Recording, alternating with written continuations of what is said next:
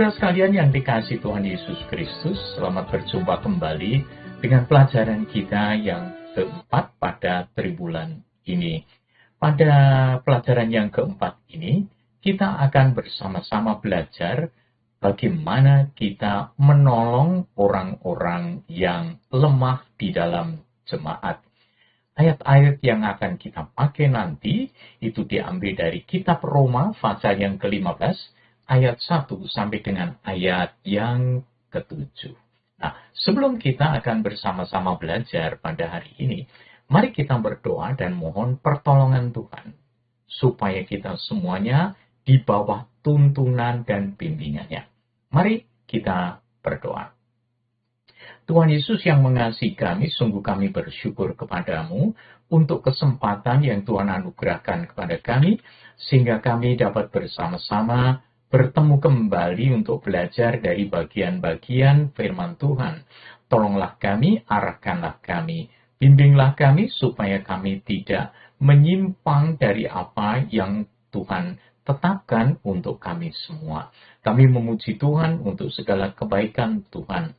Terima kasih untuk kasih sayang Tuhan buat kami semua. Di dalam nama-Mu Tuhan Yesus, kami sampaikan ucapan syukur dan permohonan kami. Amin. Saudara sekalian yang dikasihi Tuhan Yesus Kristus, kita akan belajar tentang bagaimana menolong yang lemah. Dan tuntunan ayat-ayat yang akan kita pelajari hari ini diambil dari kitab Roma pasal yang ke-15, ayat yang pertama sampai dengan ayat yang ke-7. Saudara sekalian, manakah yang saudara dan saya sukai? Menjadi orang kuat atau menjadi orang lemah? Pasti sebagian besar dari kita akan memilih untuk menjadi orang kuat. Karena ada banyak keuntungan yang dimiliki orang-orang yang kuat. Namun saudara sekalian, marilah kita ingat bahwa orang kuat itu memiliki tanggung jawab yang lebih besar daripada orang yang lebih lemah. Menurut kitab Roma pasal yang ke-14 ayat 1 sampai dengan ayat yang ke-23, orang kuat yang dimaksud di sini bukan karena keadaan jasmaniahnya, bukan karena kekuatan ekonomi atau kekuatan mentalnya, tetapi lebih kepada hati nuraninya. Orang lemah menganggap ada makanan yang tidak boleh dimakan oleh orang Kristen karena mereka menganggapnya najis. Mereka juga menganggap bahwa ada hari-hari tertentu yang lebih suci daripada hari-hari lain. Mereka menganggap hari Sabat itu lebih kudus daripada hari-hari yang lainnya. Sementara orang kuat menganggap semua boleh dimakan asal bersih dan sehat. Dan semua hari adalah sama, yaitu untuk Tuhan. Karena mereka menganggap bahwa semua hari adalah milik Tuhan.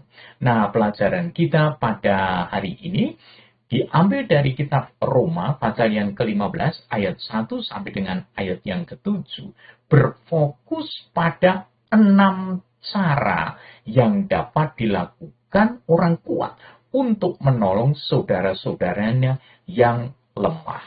Dan dalam hal ini sekali lagi saudara sekalian, ini bukan lemah secara finansial, bukan lemah secara mental, tetapi lebih pada hati nuraninya oleh karena hal-hal yang bersifat keyakinan pribadi atau keyakinan yang dipegang oleh setiap pribadi.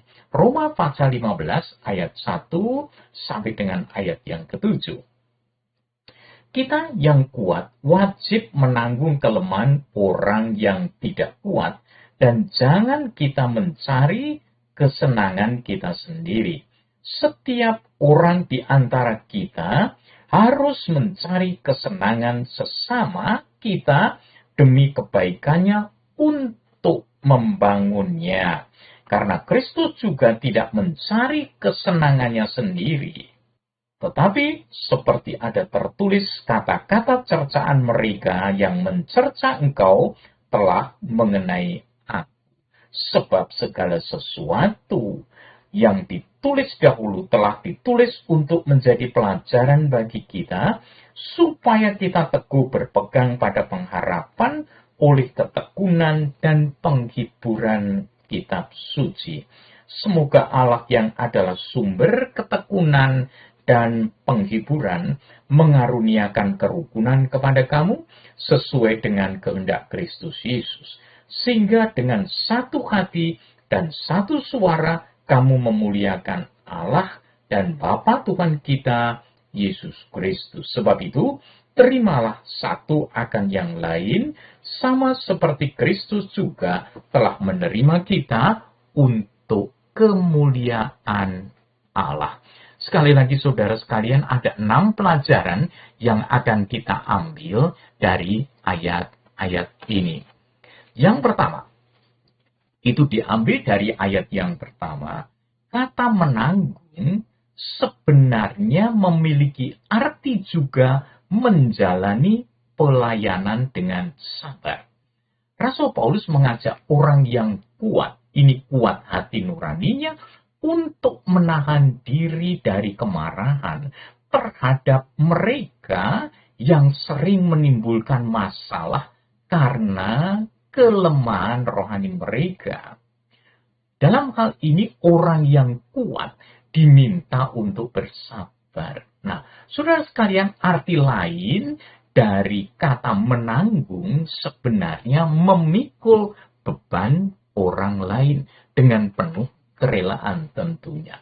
Ini cocok dengan kalimat lanjutan yang ditulis oleh Rasul Paulus bahwa yang kuat diminta berusaha untuk tidak mencari kesenangannya sendiri. Orang kuat harus berusaha menanggung orang lemah, walaupun hal tersebut kurang menyenangkan dirinya. Tetapi tentunya akan melegakan orang-orang yang ditolongnya tersebut. Saudara sekalian, bagian yang kedua, membangun yang lemah. Kita yang kuat wajib menanggung kelemahan orang yang tidak kuat. Dan jangan kita mencari kesenangan kita sendiri. Itu ayat yang pertama. Jadi boleh dikatakan catatan kita yang kedua, membangun yang lemah. Kalau tadi diminta untuk sabar, supaya kita bisa memikul beban mereka, tidak cepat marah, dan sebagainya, maka ayat ini menekankan juga kepada kita sekalian, istilah yang dipakai, kita yang kuat wajib menanggung kelemahan orang yang tidak kuat. Dan jangan kita, artinya orang-orang yang kuat, jangan mencari kesenangan kita sendiri. Orang kuat itu tidak sekedar menyenangkan orang lemah, tetapi harus, sekali lagi, harus mengusahakan kebaikan dan membangun saudara-saudara kita yang tidak kuat itu. Nah, kata membangun adalah istilah konstruksi rumah, bangunan, dan sebagainya. Artinya bahwa membangun itu pasti ada hubungannya dengan mendirikan bangunan, bukan justru menghancurkannya. Saudara sekalian, agar orang yang tidak kuat atau orang lemah tidak semakin terpuruk, terkapar, dan kemudian hancur, maka orang yang kuat harus memperhatikan caranya menolong mereka. Cara menegurnya, cara menasehati, atau memberi pertolongan kepada mereka, supaya jangan mereka semakin terpuruk oleh karena salah tanggap, karena kita keliru di dalam menegur mereka, menasehati, atau memberi pertolongan kepada mereka. Jadi kita diminta untuk berhati-hati supaya saudara kita tidak semakin jatuh. Tujuannya adalah agar orang yang tidak kuat itu, orang yang lemah itu, orang yang perlu pertolongan orang kuat, bertumbuh semakin kuat. Bukan semakin bergantung atau semakin lemah. Orang kuat tentu saja tidak dapat memaksa orang yang lemah harus segera berubah menjadi seperti dirinya. Tidak mungkin. Bagaimanapun juga, ia mau melaksanakan proses yang tepat agar saudara-saudara kita yang tidak kuat, saudara-saudara kita yang lemah itu menjadi kuat. Dengan demikian, maka kita semua menjadi pendukung-pendukung untuk kekokohan gereja. Saudara sekalian yang dikasihi Tuhan Yesus Kristus, yang ketiga, bahwa di dalam hal ini, orang-orang yang merasa dirinya kuat dan memang kuat hati nuraninya, selalu harus memandang kepada Kristus. Itu dituliskan di dalam ayat yang ketiga.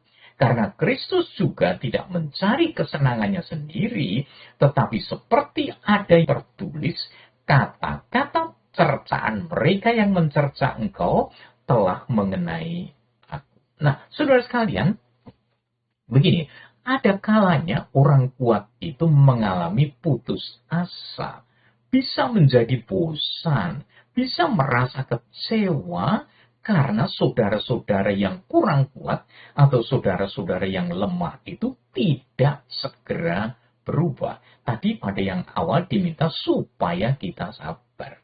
Jadi dalam hal ini Rasul Paulus menasehati jemaat di Roma dan juga kita sekalian, yaitu supaya kita semuanya selalu memandang kepada Tuhan Yesus Kristus.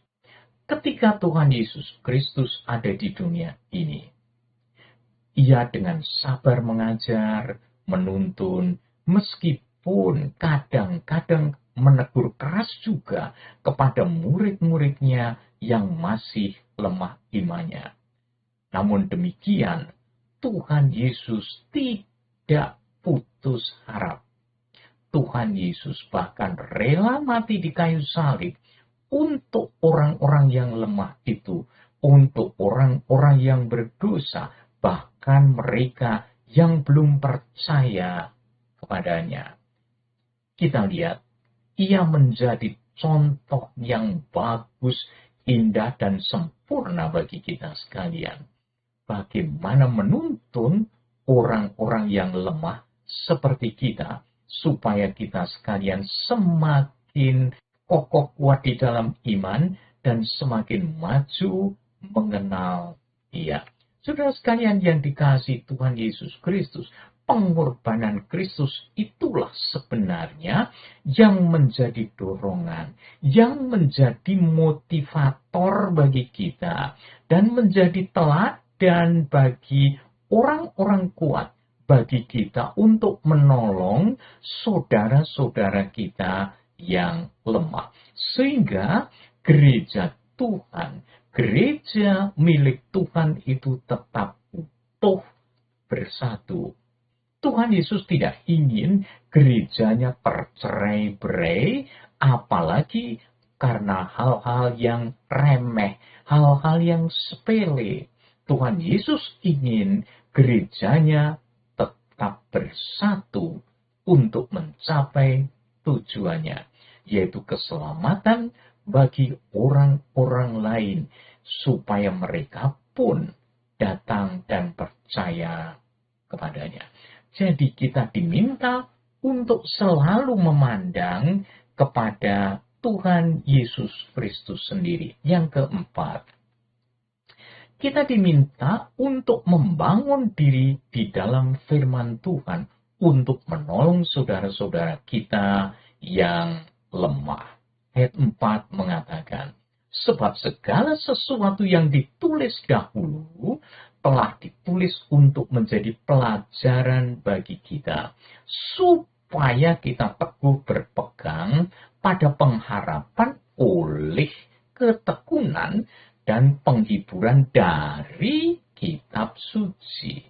Jangan lupa saudara sekalian, firman Tuhan itu ada untuk menjadi pelajaran bagi orang-orang kuat maupun orang-orang yang tidak kuat. Bagi kita semuanya. Nah, jika orang yang lemah mau berubah, maka paling tidak orang kuat mau bertumbuh. Caranya tentunya membangun diri dalam firman Tuhan.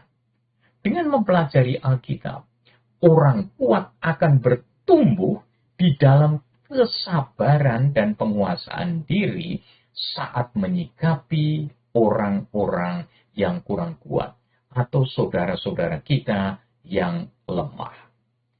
Orang kuat akan bertumbuh di dalam kasih yang makin menyerupai Tuhan Yesus Kristus kepada saudara-saudara yang sedang dibimbingnya. Juga akan bertumbuh di dalam doa yang penuh dengan ketulusan bagi saudara-saudara yang lemah. Bertumbuh juga di dalam pengharapan dan pikiran-pikiran yang positif terhadap saudara-saudara yang perlu kita bimbing, perlu kita jaga, perlu kita dukung, perlu kita dorong. Dengan belajar firman Tuhan, orang yang kuat akan semakin banyak pengetahuannya tentang firman Allah. Pengetahuan inilah yang akan menjadi modal untuk menolong pertumbuhan saudara-saudara kita yang lemah, yang perlu pertolongan kita sekalian. Catatan kita yang kelima. Ayat yang kelima mengatakan, semoga Allah yang adalah sumber ketekunan dan penghiburan, mengaruniakan kerukunan kepada kamu, sesuai dengan kehendak Kristus. Ayat 6, sehingga dengan satu hati, satu suara, kamu memuliakan Allah dan Bapa Tuhan kita, Yesus Kristus. Ayat 5 dan ke-6 ini, walaupun merupakan doa, namun di sana mengandung cara juga untuk menolong orang yang lemah. Saudara sekalian, biasanya orang kuat merasa tidak memerlukan orang lain, tidak memerlukan pihak lain untuk menolongnya. Tentunya sering juga mengabaikan Tuhan Allah, termasuk tidak melibatkan Allah di dalam menjalankan tugas menolong orang lain. Namun dalam hal ini, Paulus ingin agar orang kuat itu menyadari, sadar bahwa jika mereka itu bisa menjadi tekun, itu karena Allah yang menopang mereka. Nah, jika mereka itu tetap bergembira dan tidak terganggu oleh lingkungannya, sehingga tidak terganggu oleh kesedihan, itu karena Allah lah yang berkenan menjadi penghibur, mendampingi kita semua untuk menghiburkan dikala kita merasa sedih. Jadi bukan karena kekuatan kita. Jika orang kuat dan orang lemah itu bisa rukun di dalam satu gereja, bisa menyatukan hati bersama-sama di dalam melayani Tuhan, di dalam satu gereja mengagungkan nama Tuhan, itu karena Allah mengaruniakan kerukunan. Nah, ini bukan karena kemampuan pribadi. Jadi kita diingatkan, di dalam menolong orang yang lemah, orang yang kuat harus melibatkan memuliakan Tuhan Allah di dalam pelayanan tersebut. Bukan mengandalkan kemampuannya sendiri. Tujuan akhirnya bukan agar orang yang kuat itu diakui kehebatannya, diakui kemampuannya, tetapi justru Allah dimuliakan dengan satu hati dan satu suara, baik oleh orang yang kuat maupun orang yang tidak kuat atau orang yang lemah. Yang keenam, ayat yang ketujuh. Sebab itu, terimalah satu akan yang lain, sama seperti Kristus juga telah menerima kita untuk kemuliaan Allah. Nah, kata menerima berarti menyambut dengan ketulusan hati. Bukan menyambut dengan terpaksa atau karena alasan-alasan lain. Misalnya alasan supaya dipuji orang. Tapi kata menerima di sini berarti menyambut dengan penuh ketulusan hati. Orang kuat dan orang lemah harus saling menerima, saling menyambut satu dengan yang lain, mengakui kemampuannya masing-masing. Dasar penerimaan itu bukan karena orang itu telah memenuhi standar kita, tapi karena Kristus telah menerima dia, menerima saya, menerima kita semua. Jadi dasarnya bukan karena standar yang sudah ditetapkan oleh kita masing-masing. Tetapi ingat, Kristus telah menerima kita semuanya. Jangan lupa, berapa kali kita pernah melawan Kristus, pernah mengecewakan dia. Bukankah dia tetap menerima kita apa adanya? Dia penuh dengan kesabaran, mengangkat kita manakala kita jatuh, menguatkan kita manakala kita sedang lemah. Luar biasa kasih sayangnya kepada kita. Tuhan Yesus telah menerima kita.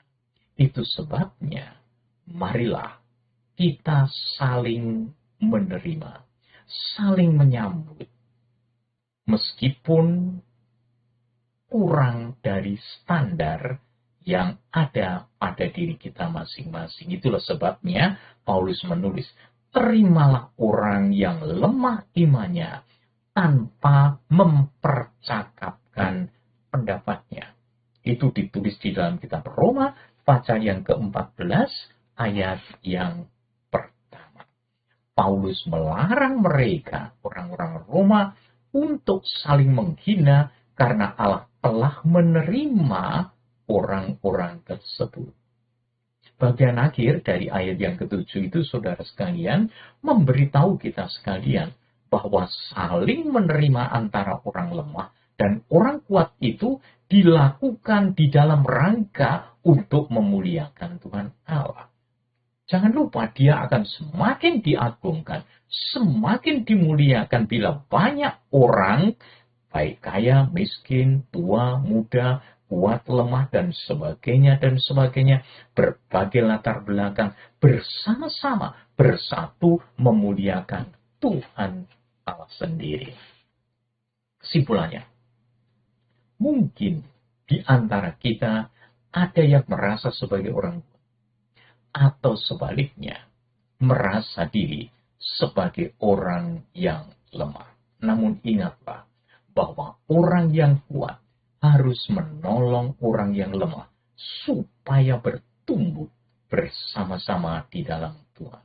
Seperti apapun keadaan hati nurani saudara-saudara kita yang kurang kuat, kita harus berdoa agar Allah mengaruniakan kerukunan pada kita semua di dalam jemaat Tuhan.